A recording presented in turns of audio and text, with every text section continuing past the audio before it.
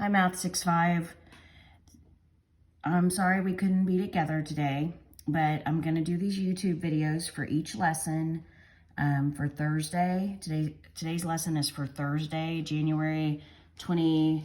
This one's going to be lesson 69, and I'll do a separate video, for lesson 70. So for lesson 69, if you look at your assignment sheet in your binder, it tells you need to do time test F, which is on page 144 of your test and worksheet book. So if you haven't already done that, go ahead and stop the video and go do that, and then come back and do the lesson. Okay? And you can have your parents grade that one. All right. Lesson 69 is working with decimals, okay? And just lesson 69 is located in your textbook on page 349, okay? That's where I'm at. Your practice problems are going to be on page 351. Okay, so we're comparing decimals, and we start out with comparing time and seconds. For example, when somebody runs a race, okay, they can run a race in they'll say they ran the race in 14.6 seconds.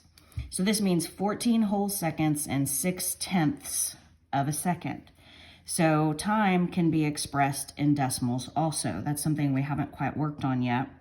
If you ran a race in this number, seconds, okay, this is, if we read this together in the proper place value reading, 28, remember our decimal means and, so 28 and 43 hundredths seconds.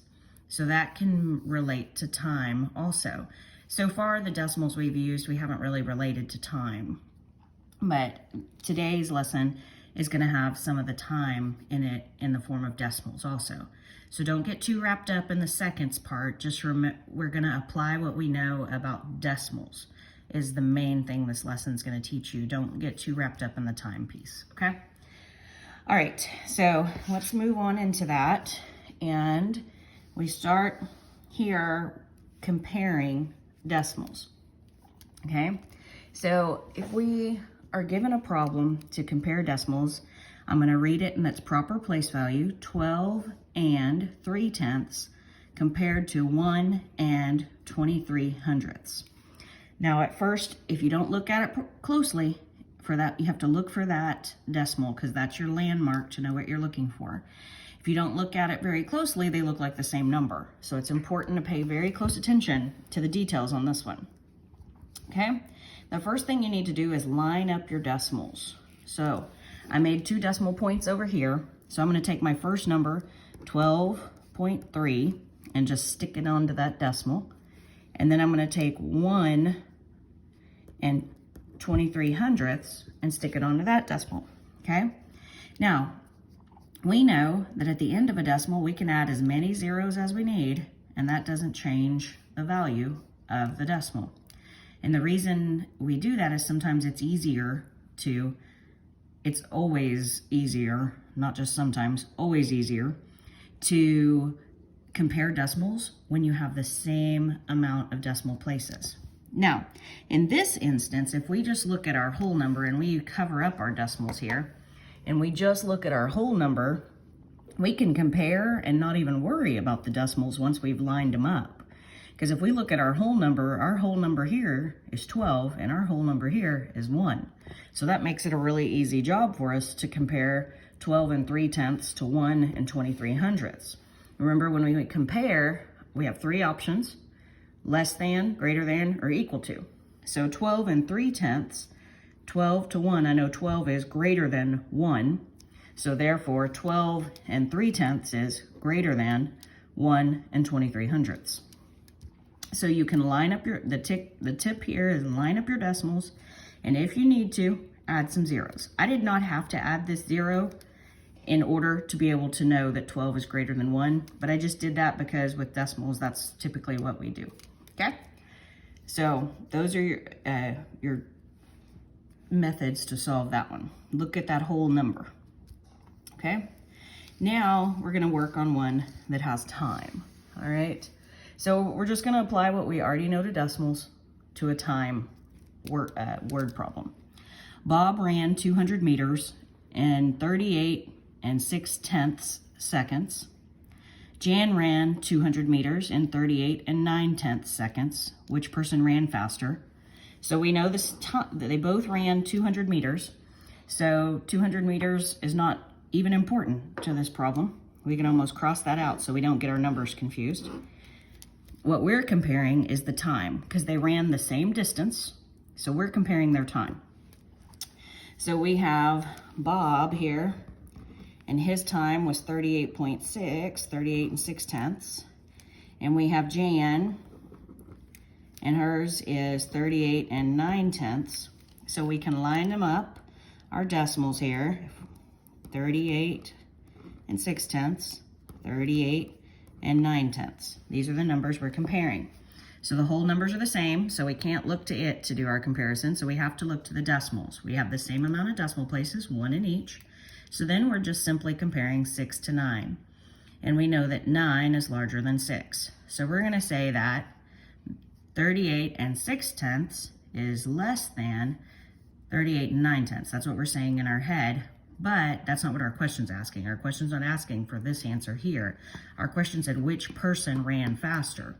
Well, that means Bob ran faster because his time was less than Jan's. So our answer to this one would be Bob, not less than, okay?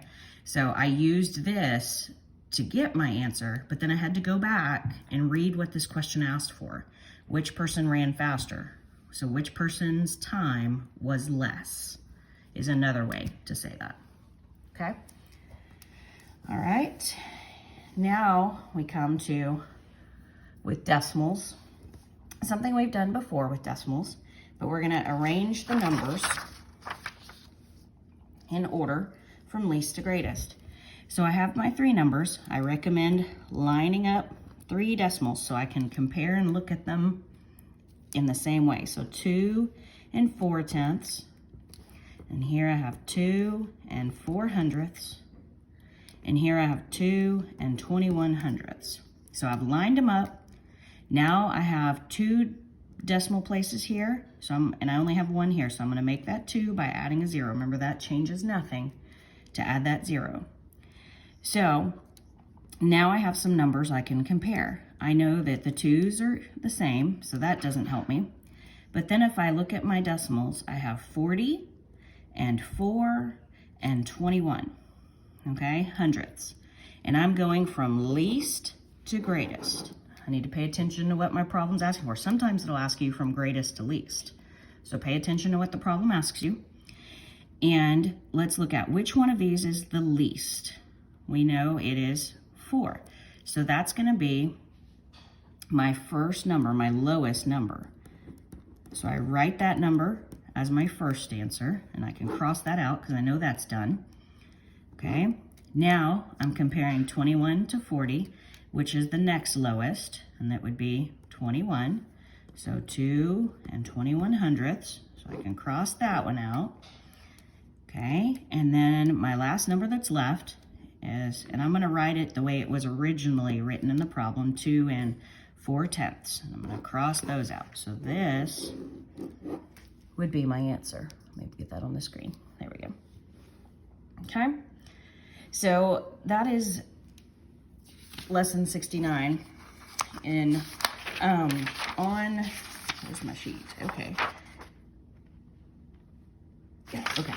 On lesson 69, since, let's see, your practice problems, as I said, are on page 351 are your practice problems. You'll need to work on those.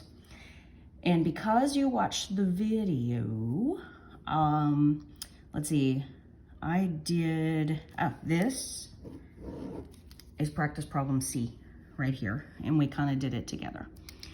Some of these are very similar to your practice problems, but they're not exact, but this is practice problem C, actually is the exact one, so I figured we'd do that together. since you took the time to watch the video. It's like a bonus. Okay, there'll be a different video for lesson 70. Bye, guys.